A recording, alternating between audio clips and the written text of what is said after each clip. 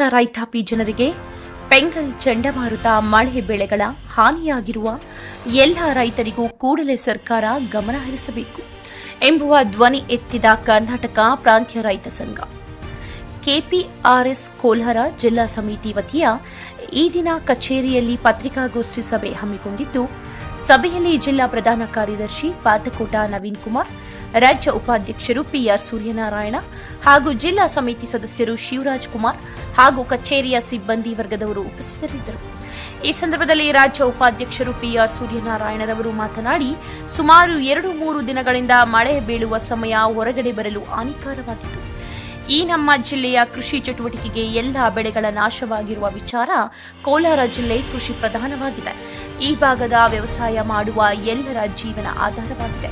ರೈತನ ಬೆಳೆಯುವ ಟೊಮೊಟೊ, ಮಾವು, ಕೋಸು, ಆಲೂಗಡ್ಡೆ, ಕ್ಯಾಪ್ಸಿಕಂ ಹೀಗೆ ಹಲವಾರು ಬೆಳೆಗಳು ಬೆಳೆಯುವುದರಲ್ಲಿ ನಮ್ಮ ಜಿಲ್ಲೆ ಮೊದಲ ಆದ್ಯತೆ ಪಡೆದಿದೆ. ಚಂಡಮಾರುತ ಮಳೆ ಸತತ 4 ದಿನಗಳು ಮಳೆ ಬೀಳುವ ಸಮಯ ಸಂದರ್ಭ ರಾಗಿ ಬೆಳೆ ನಾಶ, ರೈತರ ಜೀವನ ಕಷ್ಟಕರವಾಗಿದೆ. ಇದರ ಬಗ್ಗೆ ಸರ್ಕಾರ ಕೂಡಲೇ ಗಮನ ಹರಿಸಬೇಕು ಹಾಗೂ ಸಂಬಂಧಪಟ್ಟ ಅಧಿಕಾರಿಗಳು ತಾಲೂಕು ವ್ಯಾಪ್ತಿ ಎಲ್ಲ ಹಳ್ಳಿಯ ಗ್ರಾಮಗಳ ರೈತರ ಬಗ್ಗೆ ಬೆಳೆದಿರುವ ಬೆಳೆಗಳ ನಾಶವಾಗಿರುವ ಬಗ್ಗೆ ವರದಿಯನ್ನು ಅಧಿಕಾರಿಗಳು ಸರ್ಕಾರ ಗಮನಕ್ಕೆ ತರಬೇಕು.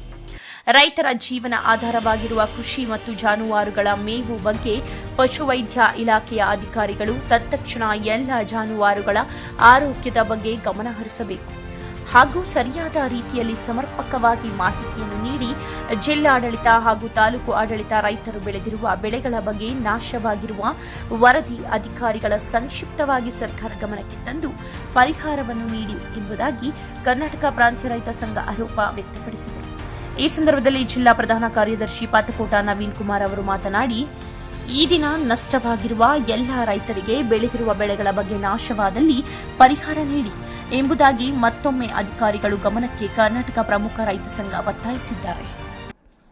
ಕಾರ್ಯಪಡೆಯನ್ನ ಇಟ್ಟುಕೊಂಡು ಸರಿಯಾದ ರೀತಿಯಲ್ಲಿ ಕೆಲಸ ಮಾಡಿ ಜನಗಳಿಗೆ ಅದನ್ನ ಪರಿಹಾರಗಳನ್ನು ಕೊಡಲಿಕ್ಕೆ ಸರ್ಕಾರ ಕೂಡ ಬಯಸ್ತಾ, ಬಹುಶಃ 2-3 ದಿವಸಗಳಿಂದ ನಾವು ಯಾರು ಕೂಡ ಹೊರಗಡೆ ಬರ್ಲಿಕ್ಕೆ ಆಗಲಾರದಂತ ಪರಿಸ್ಥಿತಿ ನಿರ್ಮಾಣ ಆಗಿದೆ. ಇಂಥ ಒಂದು ಪರಿಸ್ಥಿತಿಯಲ್ಲಿ ಇವತ್ತು ನಮ್ಮ ಜಿಲ್ಲೆಯ ಏನು ಕೃಷಿ ಚಟುವಟಿಕೆಗಳು ಸ್ಥಗಿತ ಆಗಿರ್ತಕ್ಕಂಥದ್ದು, ಕೃಷಿಯ ಭಾಗವಾಗಿರ್ತಕ್ಕಂಥ ಏನೆಲ್ಲ ಬೆಳೆಗಳು ಇವತ್ತು ನಷ್ಟ ಆಗಿದ್ದಾವೆ, ಸರ್ಕಾರಗಳು ಏನೆಲ್ಲ ಮಾಡಬೇಕನ್ನುವಂಥ ವಿಚಾರದಲ್ಲಿ ಈ ಗೋಷ್ಠಿಯನ್ನ ಭಾರಿ ಮಹತ್ವ ಇದೆ ಅಂತ ಹೇಳಿ ನಾವು ಕರೆದಿರ್ತಕ್ಕಂಥದ್ದು. ಬಂಧುಗಳೇ, ನಿಮ್ಗೆಲ್ರಿಗೂ ಕೂಡ ಗೊತ್ತಿರೋ ಹಾಗೆ ಕೋಲಾರ ಒಂದು ಕರ್ನಾಟಕ ರಾಜ್ಯದ ಜಿಲ್ಲೆಗಳಲ್ಲಿ ಕೃಷಿ ಪ್ರಧಾನವಾಗಿರ್ತಕ್ಕಂಥ ಜಿಲ್ಲೆ.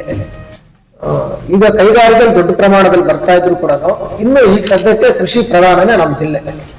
ಸೊ ಇಂಥ ಕೃಷಿ ಪ್ರಧಾನ ಜಿಲ್ಲೆಯಲ್ಲಿ ವ್ಯವಸಾಯ ಮಾಡುವಂಥದ್ದು ತುಂಬಾ ಕಷ್ಟವಾದ ಸಾಧ್ಯ ಕೆಲಸಗಳು. ನಮಗೆ ಯಾವುದೇ ನೀರಿನ ಮೂಲಗಳಿಲ್ಲ.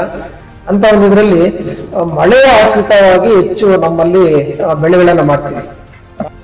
ರಾಗಿ ಬೆಳೆ ಅದು ಕೊಯ್ಲು ಮಾಡಿದ್ರು ಕೂಡ ಅದನ್ನ ತಿಂದ್ರೆ ಮುದ್ದೆ ಅಷ್ಟು ಇದು ಗಮನ ಇರೋದಿಲ್ಲ.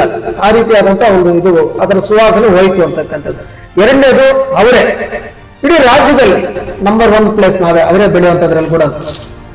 ಬಹುಶಃ ಇನ್ನೊಂದು 15 ದಿವಸ ಹೋಗಿದ್ರೆ ಕಾಯಿಗಳು ಶುರು ಆಗುವಂಥದ್ದು. ಇಡೀ ಬೆಂಗಳೂರಿಗೆ ನಾವು ಹತ್ರ ಇರುವಂತ ಕಾರಣಕ್ಕಾಗಿ ನಮ್ಮಲ್ಲಿ ಬಹುತೇಕ ಜನ ರಾಗಿ ಬೆಳಿಲಿಕ್ಕೆ ಆಗಿದ್ರೆ ಕೂಡ ಅವರೇ ಬೆಳೆಯೋಣಪ್ಪ ಒಂದು ಸೀಸನ್ ಅಂತ ಹೇಳಿ ಆ ರೀತಿಯಲ್ಲಿ ಅವರೇಯನ್ನ ಮಾಡುವಂತ ಜನ ಇವತ್ತು ದೊಡ್ಡ ಪ್ರಮಾಣದಲ್ಲಿ ನಮ್ಮ ತಾಲೂಕಲ್ಲಿ, ವಿಶೇಷ ಕೋಲಾರ ಜಿಲ್ಲೆಯ ಬೇರೆ ಕಡೆ ಕೂಡ ಇವತ್ತು ಜಾಸ್ತಿ ಆಗಿದೆ. ಸೊ ಅದು ಕೂಡ ಹೂವು ಇವತ್ತು ಹೋಗಿದೆ, ಕಂಪ್ಲೀಟ್ ಆಗಿ ಹೂವು ಕೊಳೆಯುವಂತ ಸ್ಥಿತಿ ಬಂದಿದೆ ಅಂತಕ್ಕಂಥದ್ದು.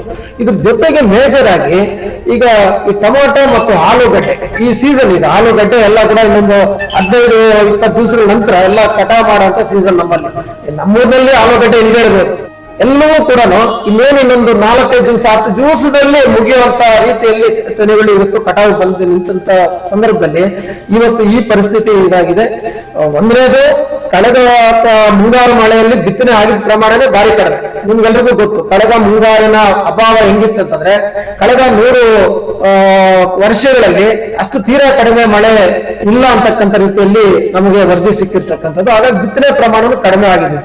ಏನೋ ಕಷ್ಟ ಕಾಲದಲ್ಲಿ ಬೆಳೆದು ನಿಂತ ಬೆಳೆ ನಂತರ ಆಗಸ್ಟ್ ನಲ್ಲಿ ನಂತರ ಮಳೆಗಳೇನು ಬಿತ್ತು ಅದರ ಒಂದು ಪರಿಣಾಮ ಒಂದು ಬೆಳೆಯಾಗಿ ಇವತ್ತು ನಮಗೆ ಕೈ ಸಿಗುವಂತ ಸ್ಥಿತಿಯಲ್ಲಿ ಇವತ್ತು ಕೈಗೆ ಬಂದಿದ್ದು ಬಾಯಿಗೆ ಬರಲಿಲ್ಲ ಅನ್ನುವಂತ ಸ್ಥಿತಿ ಇವತ್ತು ನಿರ್ಮಾಣ ಆಗಿ ಎಲ್ಲವೂ ನೆಲ ಕಚ್ಚಿದೆ.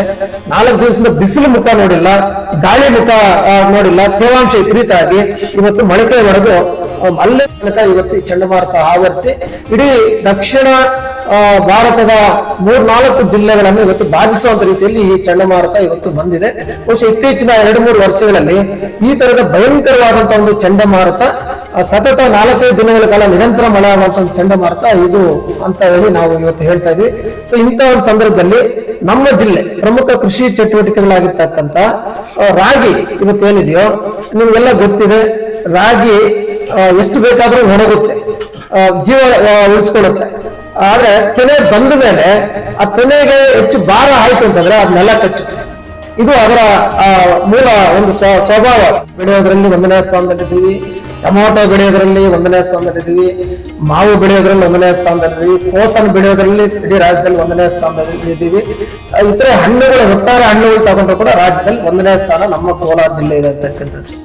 ಸೊ ಇಂಥ ಒಂದು ಜಿಲ್ಲೆ ಇವತ್ತು ಏನು ಅರಬ್ಬಿ ಸಮುದ್ರದ ಬಂಗಾಳಕೊಲ್ಲಿಯ ಪೆಂಗಲ್ ಇವತ್ತು ಚಂಡಮಾರುತ ಪ್ರಾರಂಭವಾಗಿ ಜನ ನಿರೀಕ್ಷೆ ಮಾಡಿದ್ದು ಅದು ಚೆನ್ನೈ ಮತ್ತು ಹಂಗೆ ನಲ್ಲೂರು ಆಂಧ್ರಪುರದ ಆ ಭಾಗಕ್ಕೆ ಹೋಗುತ್ತೆ ಅಂತ ಹೇಳಿ ನಿರೀಕ್ಷೆ ಮಾಡಿದ್ರು. ಆದ್ರೆ ಅದು ನೇರ ಈ ಕಡೆ ನಮ್ಮ ಕರ್ನಾಟಕದ ಕಡೆಗೆ ಇವತ್ತು ತಿರುಗಿ ಕೊನೆಗೆ ಇವತ್ತು ಅದು ಅರಬ್ಬಿ ಸಮುದ್ರ ಆಹಾರವನ್ನ ಕೊಡಬೇಕು ಅಂತಕ್ಕಂಥ ಒಂದು ವಿಚಾರದಲ್ಲಿ ಈ ಒಂದು ಗೋಷ್ಠಿಯನ್ನ ಕರೆದಿರ್ತಕ್ಕಂಥದ್ದು. ಈ ಗೋಷ್ಠಿಯಲ್ಲಿ ಕರ್ನಾಟಕ ಪ್ರಾಂತ ರೈತ ಸಂಘದ ರಾಜ್ಯ ಉಪಾಧ್ಯಕ್ಷರಾಗಿರ್ತಕ್ಕಂಥ PR ಸೂರ್ಯನಾರಾಯಣರವರು ಈ ಒಂದು ವಿಚಾರ ಗೋಷ್ಠಿಯನ್ನು ಉದ್ದೇಶಿಸಿ ಮಾತನಾಡಬೇಕು ಅಂತ ಮನವಿ ಮಾಡ್ತಾ ಇದ್ದೀವಿ. ಇದೇ ಸಂದರ್ಭದಲ್ಲಿ ಜಿಲ್ಲಾ ಸಮಿತಿ ಸದಸ್ಯರಾಗಿರ್ತಕ್ಕಂಥ ಶಿವರಾಜ್ ಕೂಡ ಇದ್ದಾರೆ. ಈ ಆದಾಯದ ಮೂಲಗಳಾಗಿರ್ತಕ್ಕಂಥದನ್ನ ನಾವು ಪರಿಗಣಿಸಬಹುದು. ಆದ್ರೆ ಇವತ್ತು ಕಳೆದ 3 ದಿನಗಳಿಂದ ಒಂದು ಕಡೆ ಬಿಸಿಲಿಲ್ಲ, ಇನ್ನೊಂದು ಕಡೆ ತೇವಾಂಶ ಜಾಸ್ತಿ, ಮಳೆ, ಚಿನುಗು ಮಳೆ, ಇದರಲ್ಲಿ ಮೇವನ್ನೇ ಹಾಕ್ಲಿಕ್ಕೆ ಆಗ್ಲಿಲ್ಲ ಹಸುಗಳಿಗೆ. ಅದರ ಉತ್ಪಾದನೆಯಲ್ಲಿ ಇಳಿಕೆ ಆಗಿಬಿಟ್ಟಿದೆ. ಈ ಉತ್ಪಾದನೆ ಇಳಿಕೆ ಆದ್ರೂ ಪರವಾಗಿಲ್ಲ, ನಾಳೆ ಅದನ್ನ ನಾವು ಹೆಚ್ಚು ಮಾಡ್ಕೋಬಹುದು. ಆದ್ರೆ ಈ ಪರಿಸ್ಥಿತಿಯಲ್ಲಿ ಅವುಗಳಿಗೆ ಬೇರೆ ಬೇರೆ ಕಾಯಿಲೆಗಳು ಹೆಚ್ಚು ಬರುವಂತ ನಿರೀಕ್ಷೆಗಳು ಇವತ್ತು ಆತಂಕ ಇವತ್ತು ಆ ಒಂದು ರೈತಾಪಿ ವರ್ಗದಲ್ಲಿ ಇವತ್ತು ಕಾಡ್ತಾ ಇರ್ತಕ್ಕಂಥ ನೋಡ್ತಾ ಇದ್ವಿ. ಹಾಗೇನೆ ಮೇಕೆ ಮೇಯಿಸಂತ, ಕುರಿ ಮೇಯಿಸಂತ ಕೂಡ 4-5 ದಿವಸದಿಂದ ಹೊರಗಡೆನೆ ಬೀಳಲಾರ್ದಂತ ಸ್ಥಿತಿಯಲ್ಲಿ ಇವತ್ತು ಅವು ಕೂಡ ಸಾಕಷ್ಟು ಇವತ್ತು ಸತ್ತೋರುವಂತ ಪರಿಸ್ಥಿತಿ ಇದೆ.